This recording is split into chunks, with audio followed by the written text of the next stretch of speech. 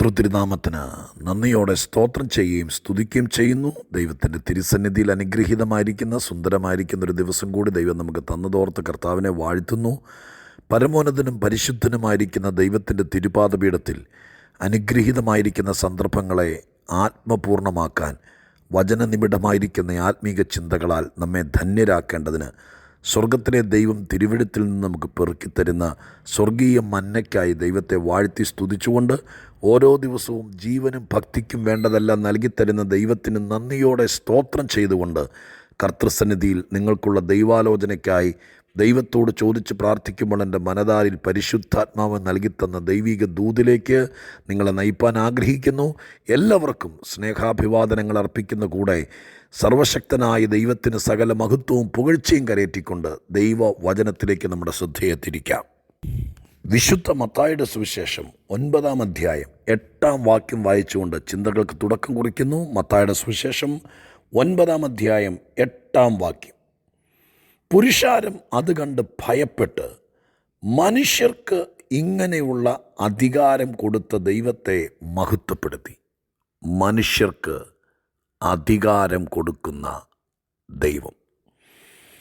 വിശുദ്ധ തിരുവെഴുത്തിൽ മനുഷ്യർക്ക് വേണ്ടി ദൈവം ചെയ്യുന്ന ഒട്ടനവധി കാര്യങ്ങൾ, വേദപുസ്തകം മുഴുവൻ മനുഷ്യർക്ക് വേണ്ടി ദൈവം ചെയ്യുന്ന വസ്തുതകളാണ്. പ്രപഞ്ച സൃഷ്ടിയെക്കുറിച്ച് ബൈബിളിൽ എഴുതിയിട്ടുണ്ട്, പൈശാചിക ശക്തികളെക്കുറിച്ച് എഴുതിയിട്ടുണ്ട്, നിത്യതയെക്കുറിച്ചും സ്വർഗത്തെക്കുറിച്ചും എഴുതിയിട്ടുണ്ട്, ദുഷ്ടലോകത്ത് സംഭവിക്കുന്ന അനിഷ്ടങ്ങളെക്കുറിച്ച്, ദൈവപ്രസാദമില്ലാത്ത കാര്യങ്ങളെക്കുറിച്ചൊക്കെ എഴുതിയിട്ടുണ്ട്. പക്ഷേ ബൈബിളിൻ്റെ ഉള്ളടക്കത്തിൻ്റെ ഏറ്റവും പ്രധാനപ്പെട്ട ലക്ഷ്യം മനുഷ്യർക്ക് വേണ്ടി ദൈവം ചെയ്തു കഴിഞ്ഞ, അല്ല ഇന്നും ചെയ്തുകൊണ്ടിരിക്കുന്ന, മനുഷ്യർക്ക് ദൈവം കൊടുത്തുകൊണ്ടിരിക്കുന്ന ദാനങ്ങളെയും അനുഗ്രഹങ്ങളെക്കുറിച്ചൊക്കെയാണ് തിരുവെഴുത്തിൻ്റെ ഉള്ളടക്കമെന്ന് ഞാൻ പറഞ്ഞാൽ അതിൽ അതിശയോക്തിയില്ല, തെറ്റില്ല എന്ന് ഞാൻ വിചാരിക്കുകയാണ്. ദൈവത്തിൻ്റെ തിരുവെഴുത്തിനകത്ത് മുഴുവൻ മാനവന് വേണ്ടി, മനുഷ്യർക്ക് വേണ്ടി, തൻ്റെ സദൃശ്യത്തിലും സ്വരൂപത്തിലും സൃഷ്ടിക്കപ്പെട്ട തൻ്റെ സൃഷ്ടിയുടെ മണിമകുടമായിരിക്കുന്ന സ്നേഹഭാജ്യമായിരിക്കുന്ന മനുഷ്യർക്ക് വേണ്ടി ദൈവം സ്വർഗത്തിൽ നിന്ന് കനിവാർന്ന് മറ്റാരും ചെയ്യാത്ത വിധത്തിൽ ചെയ്ത ദൈവീക കരുണയുടെയും സ്നേഹത്തിൻ്റെയും നിദാന പ്രദർശനങ്ങളാണ് വിശുദ്ധ ബൈബിൾ നിറച്ച് കാണാൻ കഴിയുന്നത്. ഏറ്റവും വലിയത് ഓമനപുത്രനെ മനുഷ്യന് തന്നില്ലേ, ലോകത്തിൽ ആര് തരും?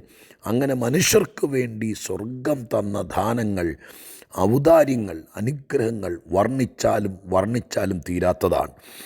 വേദപുസ്തകത്തിൽ നമ്മളിപ്പോൾ വായിച്ച വേദഭാഗത്ത് ഒരു പ്രത്യേക സംഭവം നടന്നപ്പോൾ യഹൂദന്മാരുടെ ആശ്ചര്യം പൂർണ്ണമായി. അവർ പറഞ്ഞൊരു വാക്കാണ്, മനുഷ്യർക്കിങ്ങനെയുള്ള അധികാരം കൊടുക്കുന്ന ദൈവം. സ്തോത്രം. അതിൻ്റെ പശ്ചാത്തലങ്ങൾ, പറഞ്ഞതിൻ്റെ പോരായ്മകൾ അല്ലെങ്കിൽ തെറ്റിദ്ധാരണകൾ അല്ലെങ്കിൽ അതിൻ്റെ വശങ്ങളൊന്നും ഞാൻ ചിന്തിക്കാൻ ആഗ്രഹിക്കുന്നില്ല. ആ വാക്ക് മാത്രം പുറത്തേക്കെടുക്കുകയാണ്. മനുഷ്യർക്ക് അധികാരം കൊടുക്കുന്നൊരു ദൈവമുണ്ട്. വേദപുസ്തകം പഠിക്കുമ്പോൾ അനുഗ്രഹം കൊടുക്കുന്നു. ഒരുപാട് പേർക്ക് ദൈവം അനുഗ്രഹം കൊടുത്തു. നമ്മളൊക്കെ ദൈവത്തിൻ്റെ സന്നിധിയിൽ അനുഗ്രഹം ഏറ്റുവാങ്ങിയവരാണ്. നാം ജീവിച്ചിരിക്കുന്നതിൽ പലരും ദൈവത്തിൻ്റെ അനുഗ്രഹം കൊണ്ട് ജീവിച്ചിരിക്കുന്നവരാണ്. ദൈവമായ കർത്താവ് ആദരവ് കൊടുക്കുന്നവനാണ്. ആദരവ്, ദൈവം ആദരിച്ച മനുഷ്യർ ഒത്തിരി പേരുണ്ട്. എത്രയോ പേർ. അനുഗ്രഹം മാത്രമല്ല, അനുഗ്രഹത്തിൻ്റെ ഉയർന്നൊരു പടിയാണ് ആദരവ്. ആദരവ് കൊടുക്കുന്നവനാണ് ദൈവം. ആഗ്രഹം നിറവേറ്റി കൊടുക്കുന്നവനാണ് ദൈവം. വിശുദ്ധ ബൈബിളിൽ പറഞ്ഞിട്ടുണ്ട്, നിൻ്റെ ഹൃദയത്തിലെ ആഗ്രഹങ്ങൾ അവൻ നിനക്ക് നൽകട്ടെ, നിൻ്റെ ഇഷ്ടം പോലെ നിനക്ക് ഭവിക്കട്ടെ. അപ്പോൾ ഒരു മനുഷ്യനൊരാഗ്രഹം കൊണ്ട് ദൈവത്തിൻ്റെ സന്നിധി ചെല്ലുകയാണ്. ഇല്ല ഇവിടെ അങ്ങനെ നടക്കുകയല്ല, ഞാൻ പറഞ്ഞ പോലെ നടക്കത്തുള്ളൂ എന്നൊന്നും പറയുകയല്ല.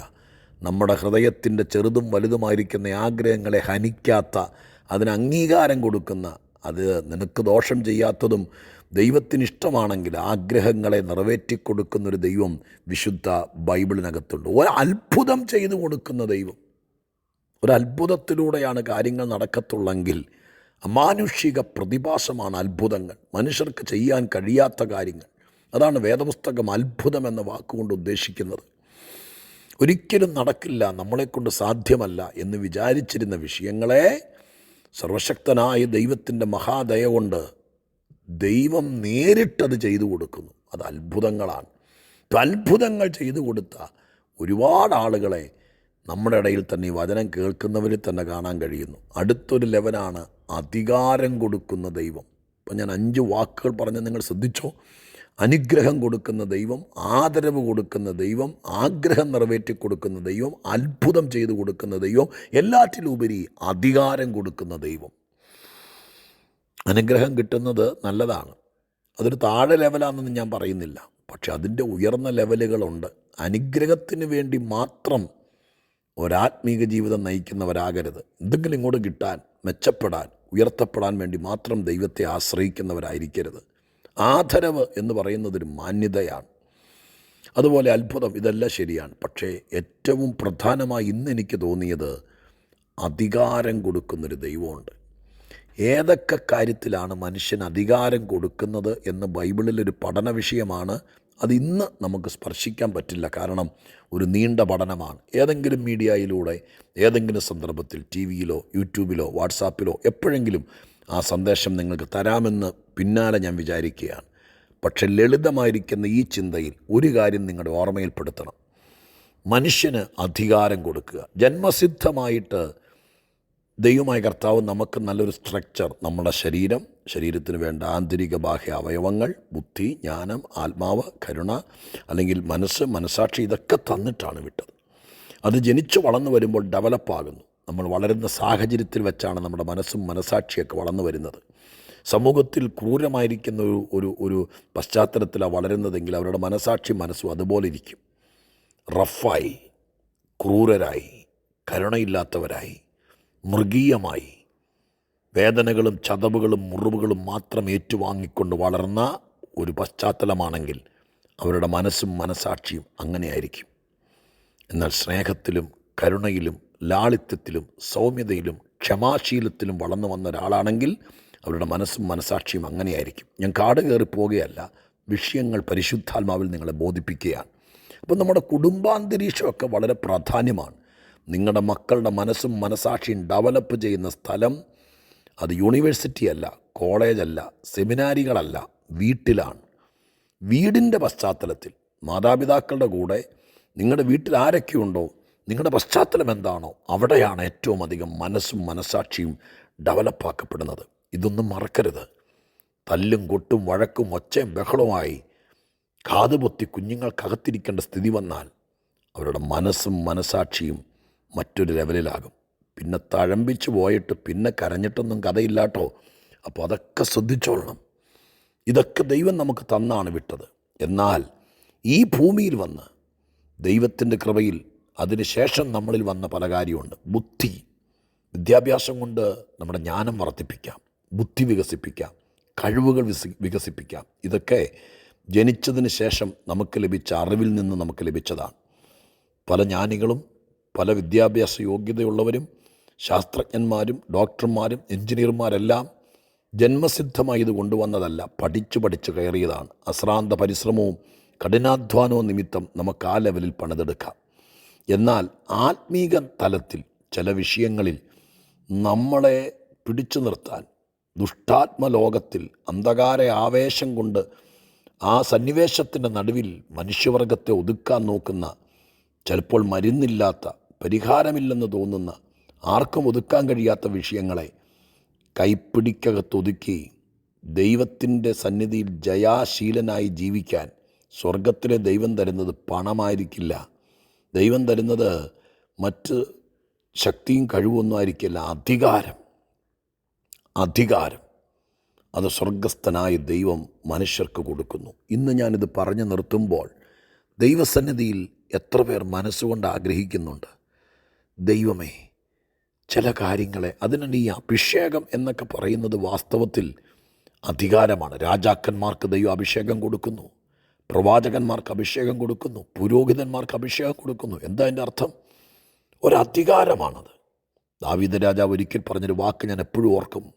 ഞാൻ രാജാഭിഷേകം പ്രാപിച്ചവനെങ്കിലും ഈ സെരൂയയുടെ മക്കൾ എനിക്ക് കീഴ്പ്പെടുന്നില്ല.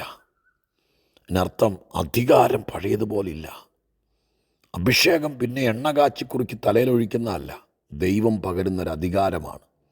എന്നെ കേൾക്കുന്ന പ്രിയപ്പെട്ടവരെ, നിങ്ങളുടെ വീട്ടിൽ ചില ദുഷ്ടശക്തികൾ സ്വസ്ഥത കെടുത്തുകയും വ്യക്തിത്വം ഖനിക്കുകയും നിങ്ങളുടെ ജീവിതത്തെ തൊട്ടുകളിക്കുകയും നിങ്ങൾ അനുഭവിക്കേണ്ട നന്മകൾ നിങ്ങളെക്കൊണ്ട് അനുഭവിക്കാതെ ഒന്നും രണ്ടും പറഞ്ഞ് അകറ്റാനും നോക്കുമ്പോൾ അവിടെ കണ്ണുനീരും നിലവിളിക്കപ്പുറം ഈ ദുഷ്ടശക്തികളെ ഒതുക്കി നിർത്താനുള്ളൊരു അധികാരം പ്രാപിക്കണം. അധികാരം ഇത് മനുഷ്യർക്ക് ദൈവം കൊടുക്കുന്നു. ഇത് ഞാൻ വീണ്ടും ഓർപ്പിക്കുന്നു, 3 കൊല്ലം പഠിച്ചാൽ ഈ അധികാരം കിട്ടില്ല.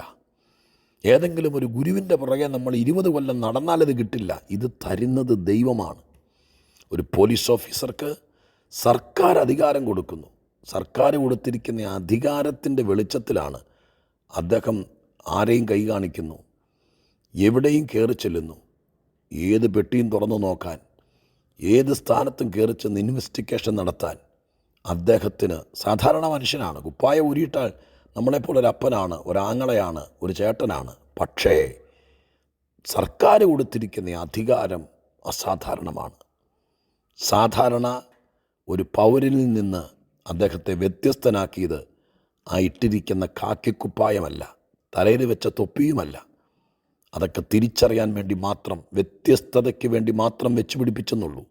പക്ഷെ ഗവൺമെൻറ് കൊടുത്തൊരു അധികാരമുണ്ട്. ആ അധികാരത്തിലാണ് കള്ളൻ കീഴ്പ്പെടുന്നത്, കാര്യങ്ങൾ തെളിയുന്നത്. ഞാൻ നിങ്ങളോടും പറയാം, സ്വർഗം തരുന്നൊരു അധികാരമുണ്ട്.